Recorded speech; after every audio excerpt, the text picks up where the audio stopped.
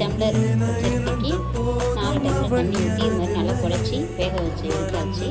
நெய் ஊற்றி கொஞ்சம் முந்திரி பருப்பு போட்டு ஃப்ரை பண்ணணும். அதுக்கப்புறம் உலர்த்தராது வெள்ளை கலரில் இருக்கிறதுக்கு நல்லா அது பபுள்ஸ் ஆகிற வரைக்கும் ஃப்ரை பண்ணணும். நல்லா பபுள்ஸ் ஆனதுக்கப்புறம் இப்போ நம்ம ஃப்ரை பண்ணி வச்சுருக்கோம்.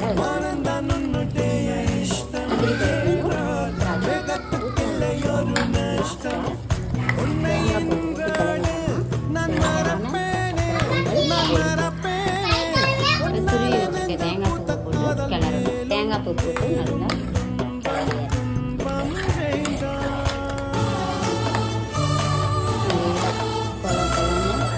அப்படியே வாய்க்குள்ள வச்சா அல்வா மாதிரி விடணும். இந்த அளவுக்கு அந்த பக்கத்தில் பொங்கல் செஞ்சாச்சு. இப்போ சுவையான சக்கரை பொங்கல் ரெடி.